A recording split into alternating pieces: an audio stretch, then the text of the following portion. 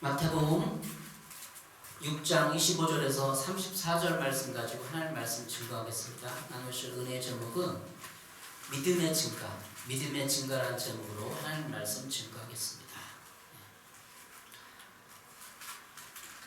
지난 주간에 월드컵 때문에 많이 여러분이 흥분하고 승리를 만끽한 줄 압니다.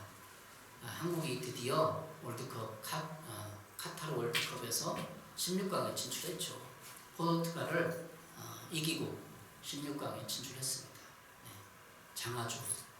우리 2002년도 꿈은 이루어진다라는 그런 슬로건을 가지고 응원도 하고 여러 가지 했습니다. 꿈은 이루어져요. 그 꿈이라는 거 믿음이죠.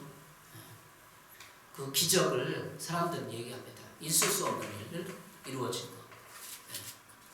있을 수 없는 일, 기적이 일어난 거죠. 16강 진출했다는 거. 20년 만에 진출한 거죠. 원정 경기에서. 이렇게 사람들은 승리를 만끽하면서 기적을 맛보고 또 그럽니다. 우리 신앙생활에서 기적이 과연 있을까요? 여러분이 이 교회에 앉아있는 것 자체가 기적입니다. 그렇죠? 우리가 교회 나와서 예수님 믿고 구원받았다는 것 자체가 기적이에요. 있을 수 없는 일이에요. 감사하죠. 그래서 월드컵을 통해서 승리를 만끽하면서 또한 우리 믿음에 대해서 생각하고 또 찾아보게 됩니다. 믿음의 근거가 뭘까? 믿음의 근거. 세상 사람들은 실력이죠. 믿음의 근거 실력. 16강을 갈 수 있는 실력이 우리나라에 있는 거예요. 브라질을 이길 실력이 있는가? 객관적으로 보니까 없어요. 세계 이런 축구 전문가들이 예측하는 게 우리나라가 브라질과 이제 16강 나갔는데 이길 확률이 18%래요. 18%, 어떤 사람은 많이 24%. 그런데 24% 가지고 최고 24%가 100% 승리할 수 있느냐? 거의 60% 이상을 기적이 있어야 되는 거죠. 기적이 있어야 돼요. 축구 전문가들이 하는 제가 하는 기사 보니까 24%. 우리나라 승리할 브라질 이길 승리 24%밖에 안 되는 거죠. 근데 100% 이겼다 그러면 기적이죠. 여러분이 여기 나오고 예수님 믿게 된 것도 기적입니다. 저도 목사가 된 것도 기적이고 개척교회 하는데도 하나님 힘 주셔서 우리 가는 것도 기적이에요. 어떠세요? 여러분 기적 날마다 체험하고 있나요?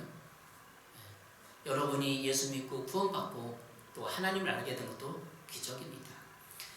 세상의 믿음의 근거는 실력이죠. 이렇게 실력이 있어요. 24%. 우리는 브라질과 전적으로 축구 실력이 딸려요. 그런데 해보자 하면서 이제 해보는 거죠. 기적을 맛보기 위해서. 8강에 진출하면 얼마나 좋겠습니까? 브라질을 꺾고 우승 후보인데 강력한 우승 후보인데. 그것처럼 우리 세상의 믿음의 근거는 실력인데 우리의 믿음의 근거, 기독교 믿음의 근거는 뭘까요? 이 성경 말씀이에요. 말씀에 기록된 것을 가지고 하는 거예요. 그래서 제가 설교하고 기독교 교리를 이렇게 체계화시키고 남을 가르치고 이 근거는 성경에 있다는 거예요. 성경을 배우는 거죠. 성경대로 살려고 하는 거죠. 기독교 믿음의 근거는 하나님 말씀인 성경입니다. 이 믿음을 근거가 있기 때문에 제가 이 성경을 가지고 설교하는 거예요. 제가 객관적으로 제 신념을 강의하거나 할 수는 없어요. 차라리 누구 들으려면 세바시 듣는 게 아니라 15분 강의 세바시 유튜브에 많이 있잖아요. 15분 강의 핵심만 탁탁 전해주고 도전이 되고 세상을 살아가는 지혜도 돈을 어떻게 버는가도 알려줘요. 세바시 들어보세요. 돈을 많이 번 사람들이 어떻게 벌었다. 예? 얘기해줘요. 지난주 설교 제목이 뭐였죠? 재정의 증가. 재정의 증가는 기독교 원리를 성경에서 풀어서 알려준 거예요. 제가 어떻게 감히 재정을 증가시키는 제가 주식 투자가도 아니고 부자도 아니고 그런 사람이겠습니까? 근데 세바시를 들으면 세상에서 어떻게 부자가 되고 돈을 벌고 지혜롭게 살 수 있는가 더 있어요. 근데 그거 세바시 후에 이 성경의 근거에서 재정의 증가의 법칙을 지난주에 나눴고 오늘은 믿음의 증가. 어떻게 믿음을 증가시킬 것이냐. 성경 말씀에 근거해서 하는 거죠. 믿음을 증가시킬 수 있는가? 증가시킬 수 있어요. 성경에 작은 믿음, 큰 믿음을 얘기하거든요. 어떤 사람은 믿음이 작다, 어떤 사람은 크다. 성경에서 얘기하고 있어요. 오늘 마태복음 6장 30절에 오늘 있다가 내일 아궁에 던지는 들불도 하나님이 이렇게 입히시거든 하물며 너희일까 보냐. 믿음이 작은 자들아. 믿음이 작다고 얘기해요. 그럼 작은 믿음이 있으면 큰 믿음으로 바꿀 수 있다는 거죠. 큰 믿음은 마태복음 15장 28절에 얘기하고 있어요. 이에 예수께서 대답하여 이르시되 여자여 내 믿음이 크도다. 내 소원대로 되리라 하시니 그때부터 그의 딸이 나으니라. 내 믿음이 크도다 얘기하고 고쳐준 거예요. 여러분 작은 믿음이 좋겠어? 큰 믿음이 좋겠어요? 큰 믿음이 좋죠. 마태복음 15장은 가나안 여인의 믿음에 대해서 얘기하고 있어요. 그 여자 가나안 여자가 주님께 예수님께 이렇게 얘기했어요. 주여 올소이다마는 개들도 제 주인의 상에서 떨어지는 부스러기를 먹나이다. 이 가나안 여자의 고백이 뭐예요? 나는 개입니다. 제발 고쳐주세요. 예? 개들도 주인의 땅에서 떨어지는 부스러기를 먹습니다. 이렇게 자기를 낮추고 믿음을 갈구하고 도와달라고 부탁하고 고쳐달라고 했기 때문에 자기 딸이 나은 거예요. 이게 믿음이라는 거죠. 자기를 낮춰야. 가나안 여자는 나는 개입니다. 이렇게 말할 사람이 어디 있어요? 병이 나쁜데 의사 선생님 나는 개입니다. 뭐 할 일을 다 할 테니까 고쳐만 주십시오. 이렇게 자기를 낮추는 사람이 어디 있을까요? 여러분 하나님의 은혜를 입고 믿음이 증가하기 위해서는 여러분이 재정의 증가가 주님 앞에 낮춰야 돼요. 교회 와서 자기 자신을 낮춰야 돼요. 나는 개입니다. 이럴 사람 있어요? 목사님 앞에 나는 교회 같은 죄인입니다 하고 들어올 사람 있어요? 나는 다 잘났지. 나는 돈 열심히 벌었어. 나는 열심히 했어. 나는 냈어요. 다 그래. 인간은 다 죄성이 있기 때문에 나는 직장생활 열심히 했어요. 나는 아내로서 남편을 다 했어요. 나는 애들 잘 키웠어요. 다 이러고 사는 거예요. 나는 주님 앞에 개입니다. 이럴 사람 없어요. 개 같은 존재입니다. 이게 예수님이 그러니까 믿음이 크다 이렇게 하는 거. 자기를 잘 낮출 수 있는 사람은 믿음이 큰 사람이죠. 큰 믿음 자기는 얘기했죠. 우리는 큰 믿음을 가져야겠어요. 작은 믿음을 가져야겠어요.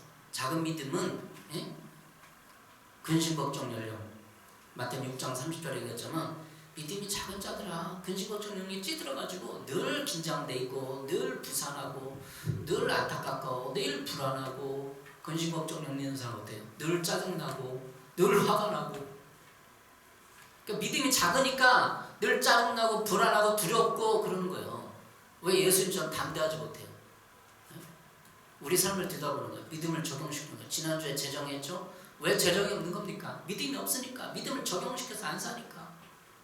늘 불안하고 짜증나고 돈이 있어도 남한테 쓸 줄 모르고 인색하고 뭐 할 줄도 모르고 자기 것만 여기서 월급 막 모자라 남이 지금 이렇게 하는데 도와주지도 않아.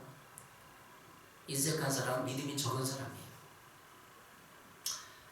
여러분에게 믿음이 증가되길 바랍니다. 믿음이 증가되면 어때요? 근심, 걱정, 염려가 사라집니다. 그래서 마음이 어때요? 여유로워집니다.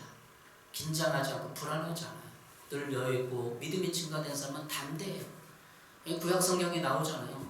17, 18만한 다윗이 탁 나고 2m 20, 50대는 골리앗 앞에 날고 돌 한 개 들고 왔고 담대하게 외치잖아요. 쏘아버리고. 왜 그런 담력이 나오는 거예요?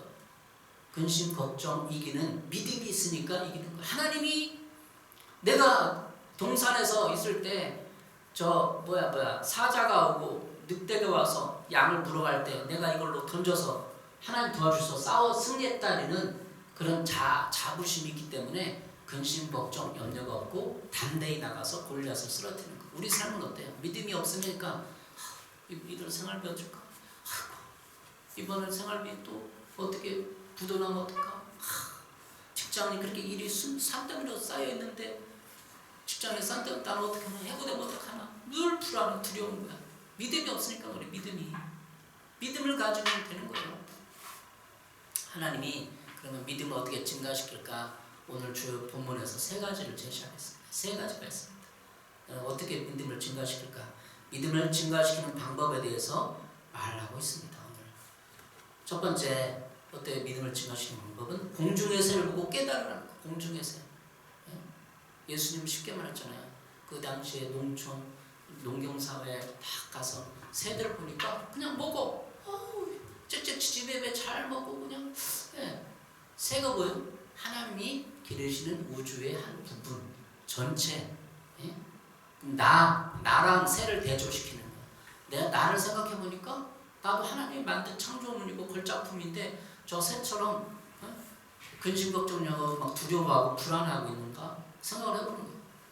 마태복음 6장 26절에 공중의 새를 보라, 공중의 새를 보라. 심지도 않고 거두지도 않고 창고에 모아들이지도 아니하되 너희 하늘 아버지께서 기르시나니 너희는 이것들보다 귀하지 아니하냐. 너희 중에 누가 염려함으로 그 길을 한 자라도 더할 수 있겠느냐. 예수님이 말씀하신 거예요. 공중의 새를 보고 깨달으면 돼요. 나와 새를 보면서 걱정하지 말라. 창고에 모아들이지 않고 거두지도 않아. 근데 하늘 아버지께 길러서 그냥 잘 먹어. 그 새를 보고 나를 봐야 돼. 새를 보고 나를 봐. 하다못해 비둘기도 여기 공원에 비둘기 있는데 비둘기가 뭐 잡아먹나요? 공원에서 그냥 한량이지. 공원에서 평화의 상징 비둘기잖아요. 그러니까 평화라고 하니까 사람들이 안 잡아먹고 아마 비둘기가 그렇게 참새가 컸다면 막 잡아먹었을 거예요. 예? 쫓아도 안 가고 차 있어도 안 도망가. 누가 막 뿌려줘. 비둘기들 안 죽어요. 더 그냥 번식하고. 누가 주는 거 비둘기한테? 사람들이 주는 거예요. 그 마음, 야 비둘기 좀 굶어줄 것 같은데 우리 저기 쌀 저기 벌레 먹는 데 나눠주자 하고 그 사람 줬잖아요. 누가 준 거예요? 하나님이 준 거예요. 그게 그 사람 준 거예요? 하나님이 준 거예요. 그 사람 그런 마음을 준 거예요. 이걸 이렇게 생각을 해요. 비둘기 한 마리 보면서 야, 내 뭘 양식이 없구나. 하나님이 주는구나. 생각을 해서 연결시켜야 됩니다. 들의 백합을 생각하러 보아라. 백합꽃을 생각하여 보세요. 새 생각하고 있는 백합과 네? 생각이 먼저 해야 돼. 본질이 먼저죠. 현상은 그 본질을 표현하는 거예요. 여러분 가난에 찌들렸어요? 하고 싶은데 못하고 있어요? 네? 믿음을 증가시키는 방법은 들음이고 깨달음이에요. 깨달음. 새를 보고 생각을 안 하니까 맨날 게임에 오락에 직장일에 텔레비전에 월드컵에 빠져있으니까 생각할 시간이 없어. 그 믿음이 없는 거예요. 믿음은 깨달음에서 옵니다. 공중의 새를 보고 백합화를 보고 야 백합화 하나님 저렇게 잎이 있는데 나는 하나님 잎일까 아닐까 그 의심하면 돼. 잎이구나 생각하면 돼. 공중의 새를 보고 깨달아야 합니다. 백합화 보고 깨달아야 하늘 아버지께 공중의 새를 기르신다는 것을 깨달아야 합니다. 먼저 자연법칙, 윤리와 도덕의 법칙을 벗어나지 않으면 하나님은 일반 사람들 일반 은총을 베푸십니다. 교회 안 다니는 사람에게도 그냥 일반 은총이 있어요. 그냥 윤리와 도덕을 해치지 않고 자연법칙에 따라 순리에 따르면 다 먹고 살아요. 하나님이 기르시고 환난 중에도 하나님이 도와주셔서 벗어나게 합니다. 어제 송경민 목사님의 은혜와 행복이라는 찬양을 들었습니다. 제가 우리 교인들 다 유튜브에 보내드렸는데 어떻게 들어보셨어요? 은혜와 행복이라는 그 노래를 듣고 우리는 인생을 깨달아요. 그 노래를 보고 내가 살아온 모든 것이 당연한 것이 아니라 은혜였다는 것을 깨달았습니다. 근데 마귀는 교만은 삭삭해. 네가 돈 벌어서 직장생활해서 밤늦게까지 야근해서 네가 돈 벌어서 네가 한 거지 라고 자꾸 속상해. 네가 했으니까 짜증나는 거야. 내가 했는데 왜 이렇게 대우를 안 해주냐. 짜증이 나는 거야. 근데 하나님 했다고 해봐요. 다 은혜, 당연한 것 아니라 은혜였다는 걸 깨달으면 짜증이 안 나.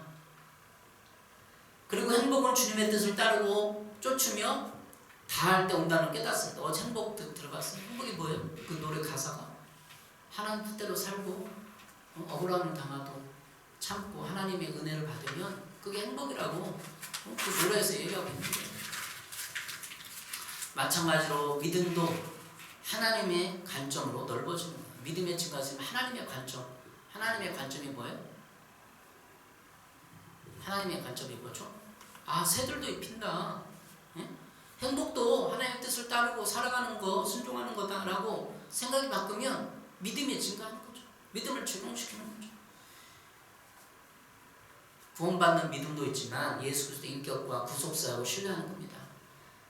구원 이후의 삶도 믿음을 적용시켜야 돼요. 날마다 일상에서 말하는 거, 행동하는 거 믿음을 적용해서 해야 되는 거죠. 두 번째 어떻게 하면 믿음을 증가시키는 방법. 첫 번째는 공중의 새를 보고 깨달아야 되죠. 두 번째는 의식주를 걱정하지 말아야 돼요. 의식주. 의식주를 걱정하지 말라. 30절 32절입니다. 마태복음 6장 30절. 오늘 있다가 내일 아궁이에 던지는 들풀도 하나님이 이렇게 입히시거든 하물며 너일까 보냐. 너일까 보냐. 믿음이 적은 자들아 너일까 보냐. 이 다가오세요 마음이. 그러므로 염려하여 이르기를 무엇을 먹을까 무엇을 마실까 무엇을 입을까 하지 말라. 의식주 걱정하지 말라는 거예요.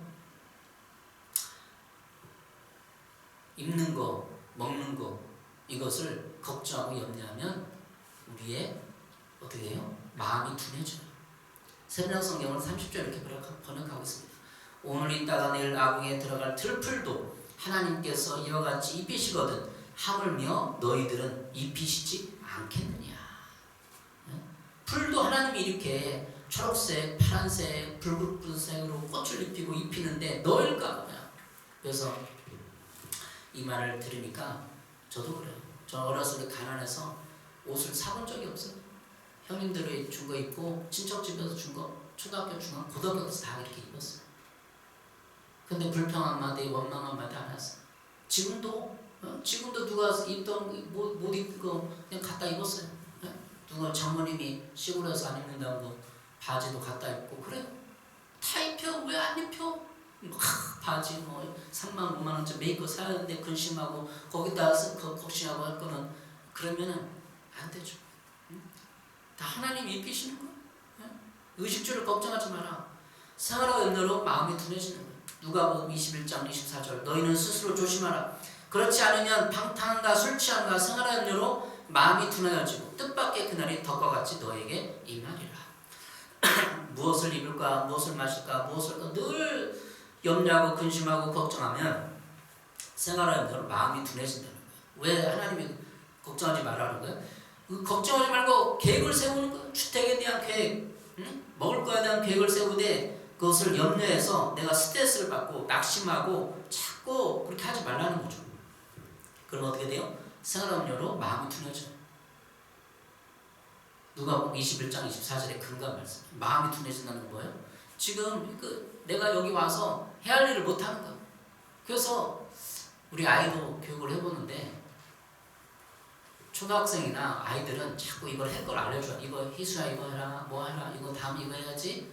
근데 이제 한 6학년 정도 되면 자기 할 일을 스케줄을 알고 그 순서를 착착 하는 거예요. 교회 와서도 그래요. 예? 딱 예배 준비를 해야 돼. 그럼 예배 준비 뭐 해야 되지? 생각을 해서 이거 준비해놓고 이거 준비해놓고 근데 마음이 둔해. 뭘 할지 몰라. 그래서 여러분 일찍 교회 오세요. 30분 전에 우리 형제님도 있지만 한 30분에 와서 이렇게 성경을 우리 초신자들이 많기 때문에 얘기하는 거. 오늘 본문이잖아. 설교본이 다 나왔어요. 이 설교본을 3번 읽어보세요.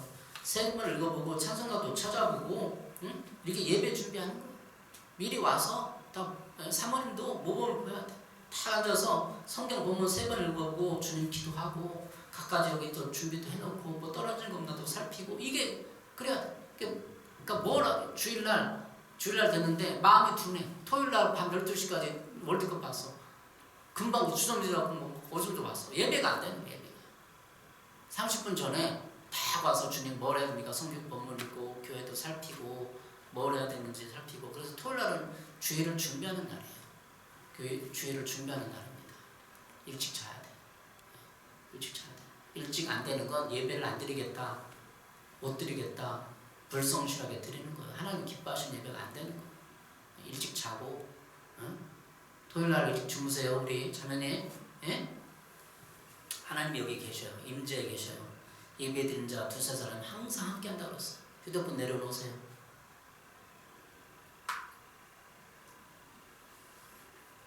토요일날은 예배를 준비하는 날이에요. 우리 찬양을 하면 찬양도 안 나와. 왜? 주일 막 평상시에 찬양도 안 하고 말씀도 안 읽었어. 안 나오는 거예요. 여러분 당연히 안 나오지.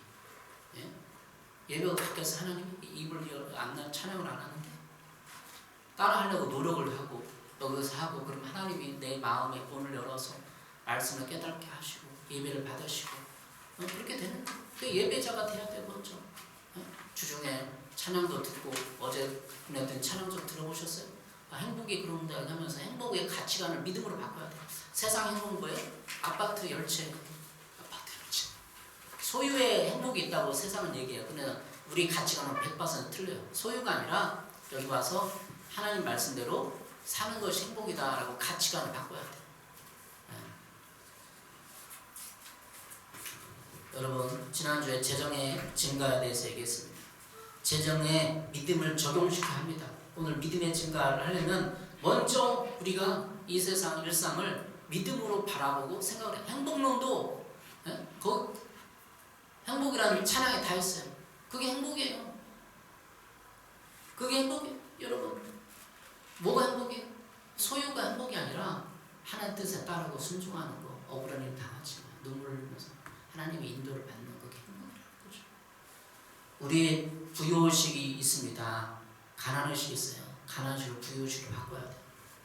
우리는 재정의 증가 지난주에 배웠지만 지난주에 제가 어떻게 돈을 벌으라고 강의하지는 않았어요.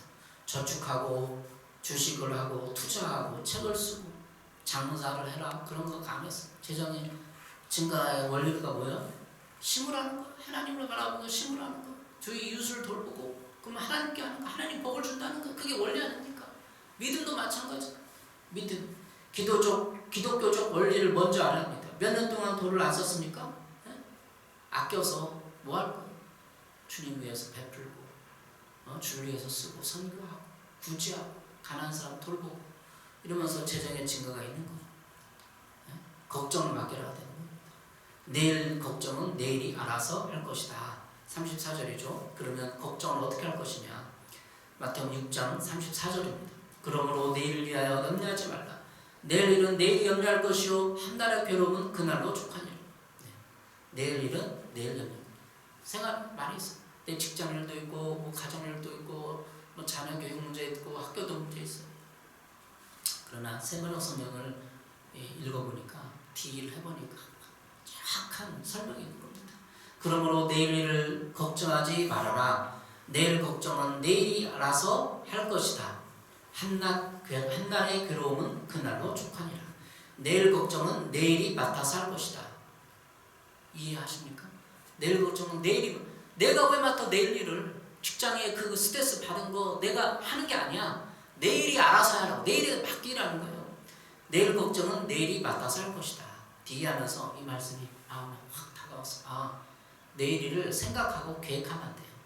계획은 할 수 있지만 생각은 할 수 있지만 내가 내일 일을 맡아서 하는 게 아니에요. 그럼 내일 미리 떼기하고 지금 갑을 해서 지금 그 생각을 하고 있어. 그러면 안 되고 내일 일은 내일이 맡아서 한다는 거예요.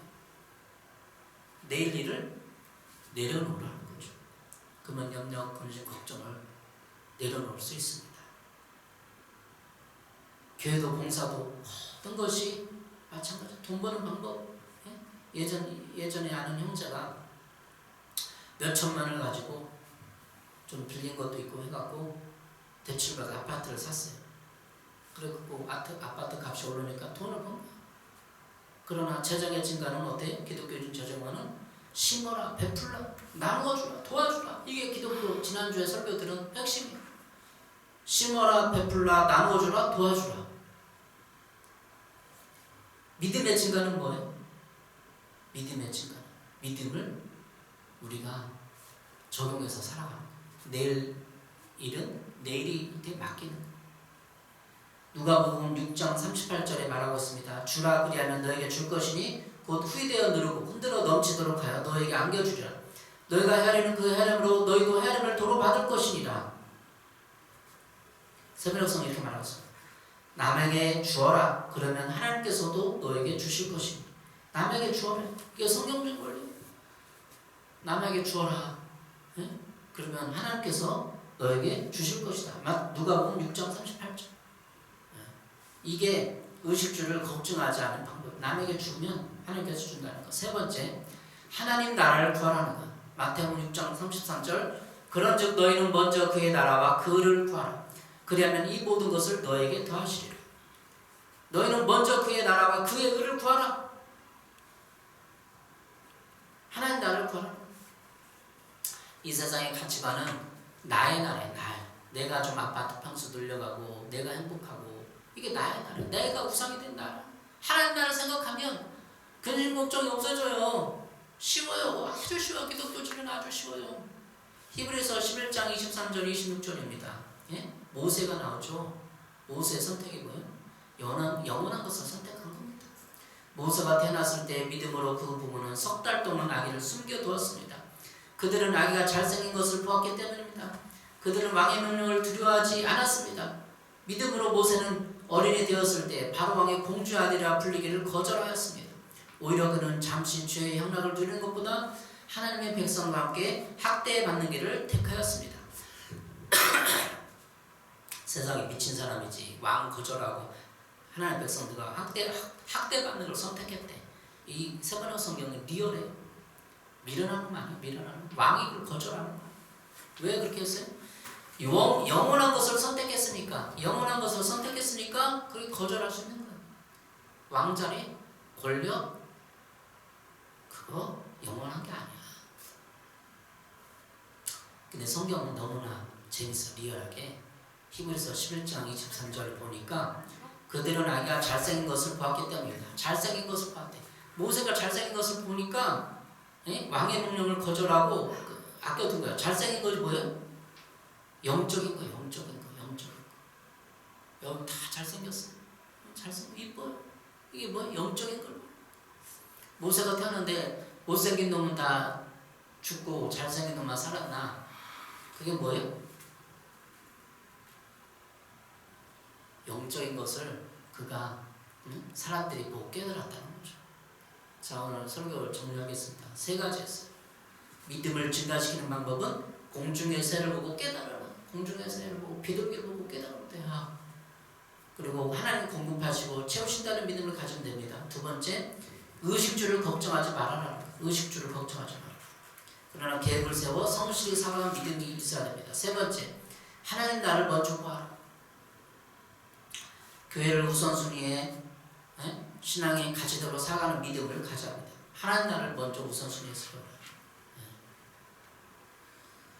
신약성경에 마태복음 8장에 백부장 믿음이 나오고 야이로의 믿음이 마가복음 5장에 나오고 혈루증하는 여인이 마가복음 5장에 나오고 수로보는 여인이 마가복음 7장 다 믿음을 적용해서 사는 사람이에요. 우리 삶을 적용해볼까요? 믿음을 적용해서 뭘 해요? 직장생활 해야죠. 믿음을 적용해서 먹고 사는 거 해결해야죠. 믿음을 적용해서 예배 드려야죠. 믿음을 적용해서 왜 예배를 못 드려요? 하나님 여기 있다는 걸 믿음을 해서 하나님 있어요.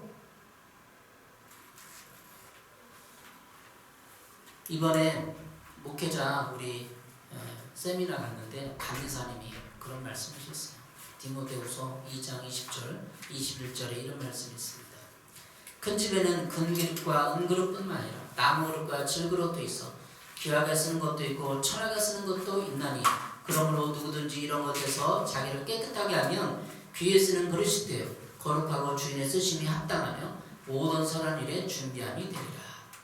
감리사님이 이것을 해석하는데 금그릇, 은그릇 이게 믿음의 그릇으로 얘기를 했어요. 자기를 깨끗하게 한다는 이 말씀은 뭐냐면 믿음으로 생각하라는 거예요. 믿음으로 갈고 닦는 거예요. 저는 이때까지 생각했어요. 자기를 깨끗하게 하는 것은 윤리적으로 도덕적으로 깨끗한 것이다. 또 하나님과 죄를 짓지 않고 죄를 회개하는 것이다. 그래서 생각을 했어요. 그러나 우리 감리사님이 인사이트를 하나 줬어요.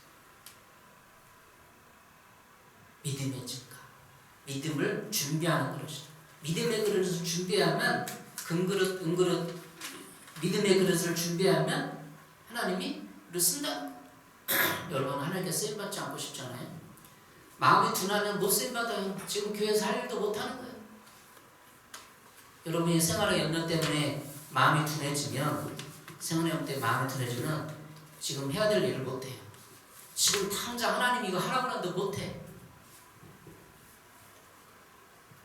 여러분 지금 이 시간에 여러분이 하나님이 하라는 게 뭡니까? 예배 드리는 거, 집중하는 거. 집중은 못해. 월드컵 때문에 생활의 염려 때문에 직장일 때문에 집중 못해서 예배 드리는 것은 여러분의 신앙생활에 마이너스입니다. 믿음을 증가시키십시오. 이제 믿음을 증가시키는 방법들은 세 가지를 얘기했잖아요. 공중의 새를 보고 깨달아라. 하나님 나를 먼저 구하라. 그리고 여러분이 믿음을 증가시켜서 여러분 재정에 적용시키고 예배에 적용시키고 생활에 적용시키기 바랍니다. 믿음은 이렇게 동떨어진 게 아니에요. 하나님이 살아계시다. 하나님 살아가니까 예배 잘 드려야죠. 미리 준비하죠. 하나님 여기 있는데 내가 어떨 때 와갖고 흐느적거리니까 하나님 공손히 하고 성경 말씀 읽어보고 주의를 정돈하고 내가 할 일은 뭐지? 예배를 돌고 없나 생각을 하고 예배가 먼저 돼야 되는 거죠. 믿음을 예배에 적용시키고 믿음을 생활에 적용시키고. 우리나라 대통령이 역대 대통령들 많이 있어요. 그 중에 믿음의 사람 김영삼 대통령, 김대중 대통령, 또 이명박 대통령. 이명박 대통령이 여러 가지 우여곡절이지만 이명박 대통령이 몇 시에 일어났다고 하세요? 이명박 4시에 일어나요. 4시에 일어나갖고 4시 반에 일어나가지고 씻고 교회로 가는 거예요. 소망교회 박선희 목사님 예전에 교회 가서 1시간 기도하고 그리고 곧바로 기업에 이명박 대통령이 그 현대에 있었잖아요.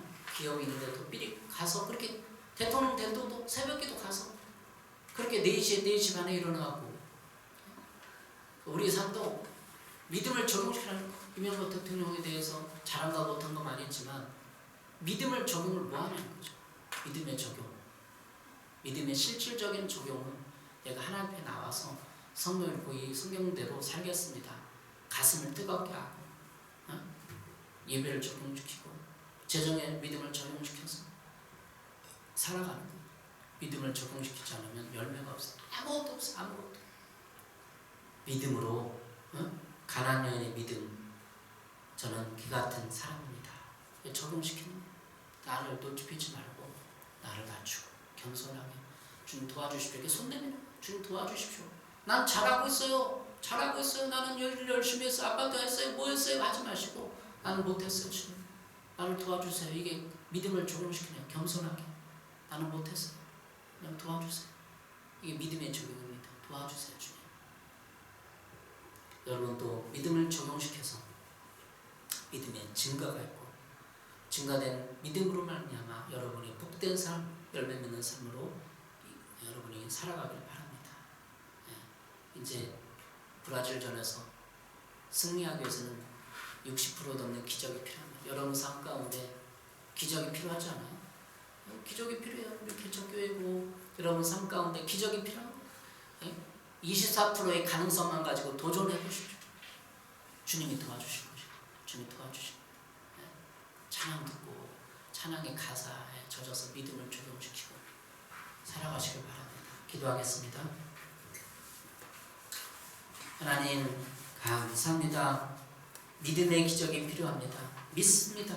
브라질도 읽고도 믿지만 우리 삶 가운데 믿음을 적용시켜서 기적을 창출하고 재정의 증가해서 남을 돕고 남을 선교하고 또한 예배를 잘 드리는 하나님을 기쁘게 하는 삶으로 이끌어 주옵소서.